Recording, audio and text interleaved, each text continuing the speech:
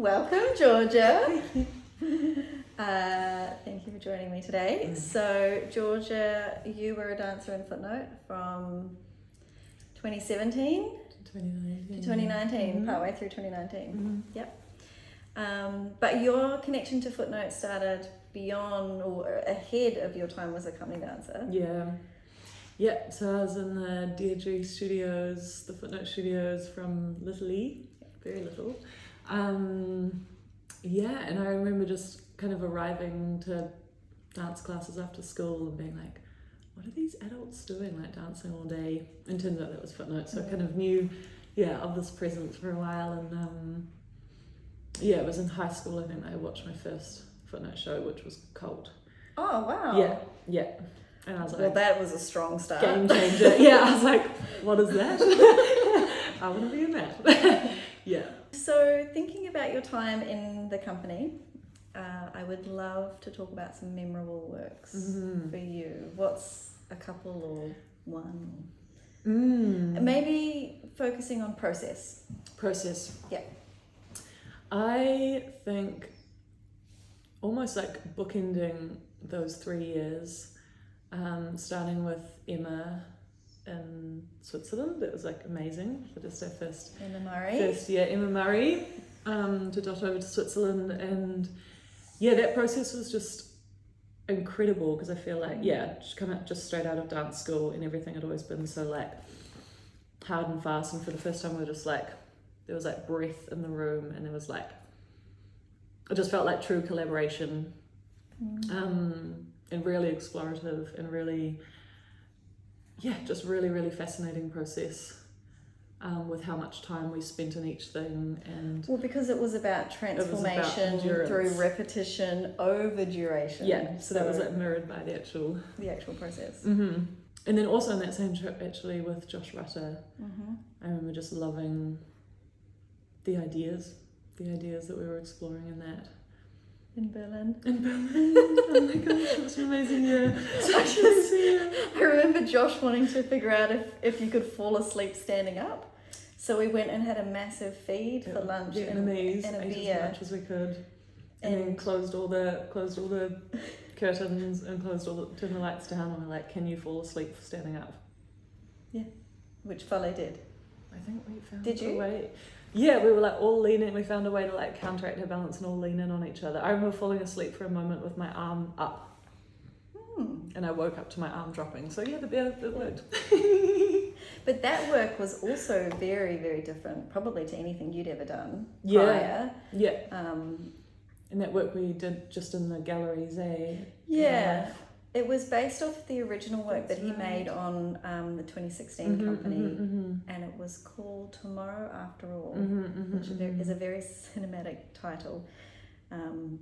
But you wore the anime wigs that covered the face, there was the inflatables. I remember us actually seconding for that as well. And then also in terms of process, working with Ross at the end was just, a complete game changer in terms of like, just how much research we did into characters, and just how much that fed into the kind of strength of the work.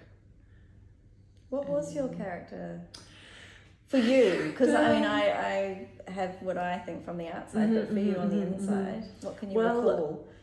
I watched a lot of films with Kate Blanchett essentially going mad. So that's what I tried to embody. Yeah. You definitely flipped. There was a tipping point in your character in the work. Yeah. Where you put the jacket on and you sort of took over Tyler. Yeah. And also I think that moment with Adam, it was probably the first time as well working with speech that much.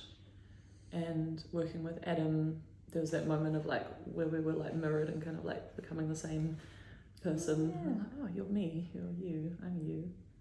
That's kind right. Of like meta, like.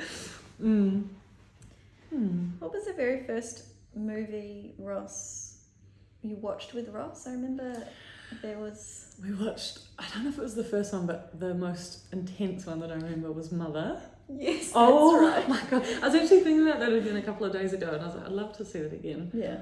But we watched the kind of basis of any films we watched were things that take place all in the same room, or all in the same place. So that takes place all in one house. And we also watched one, I think it was called Dogville, which takes place on a set. Yeah, and Waiting for Godot. Yes. Yeah. Yes. Finish this title. A snail watches dust particles in the sunlight. Yes. So that was James O'Hara and Eliza Sanders' work in Balancing Point. Mm-hmm.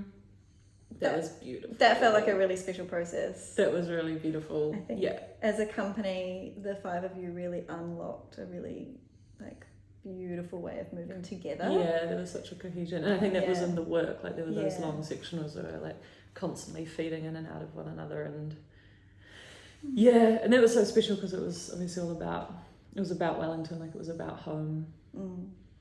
And it's home for me, and the music, and wow. Yeah. And as a group, the five of you, Anu, Tyler, Fale, Adam, you were very close, and you probably still are very close, so it was quite special. Yeah, and we were lucky, because we began all together. So I think just right from the beginning, just really, clean slate, and we could just establish just the friendship. Thinking about works that you weren't in, that you've been to a Footnote show, what's a standout one for you, or a memorable moment? I think, Still Cult was just amazing. Amazing. And then also, I remember loving Alexa Wilson's piece. The Status of Being? Yes. Epic. And perfect for the time, hugely political. Very political, a real disruptor. Yeah, I remember just being very excited by that work, and having never really seen anything like that in New Zealand, and still don't really think there's much work like that. I also loved what was the one with the gloves and the stairs? Dry Spell. Rose Philpott. Incredible. Oh my god, what a world. Because you did the development of the first Dry Spell. Yeah. Looking to the future, yes. What are your hopes for Footnote? Or what do you see that, I don't know. I guess I see Footnote just always adapting and, always doing what is needed in the moving industry to support artists, and that's constantly shifting. So I guess to just see that continue it will continue to change, and just to watch that change. We have to with the times. We have to.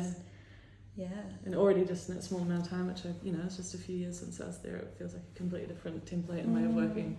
I'm sure 5 years from now it will be a whole new world again. So I think that's possibly contributed to the survival of Footnote. Its ability to adapt and evolve, and honour our past. Yes.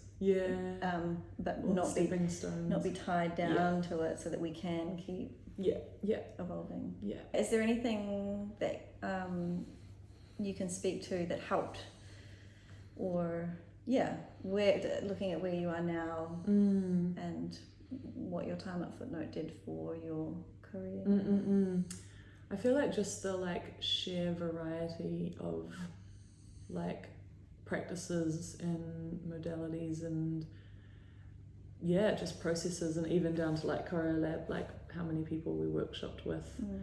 I still think about Ronaldo at Vista the other day, because I was like, why does warming up just have to be lying around on the ground? We can't already instantly be moving. So, and then some days I'll draw from that practice, and sometimes it'll just be a completely different, more body mind centering kind of from an Oliver Notto process. So I think just the range, the range of practices that I was exposed to, I just feel very rich with knowledge. And tools and to explore. And sometimes I'm all right, just if I'm preparing for a class or to hold guide some workshop or something, I'm just okay, what are all the things that I can draw from? And I just have books with lists of Really? Yeah. You have all your books. And kept all my workshops. You were a writer. I'm a writer. I'm an avid documenter. Every last little detail, I'm wait. That's right. So it's really just feel like I've so much to draw from. Thanks for joining me. Thank you for having me.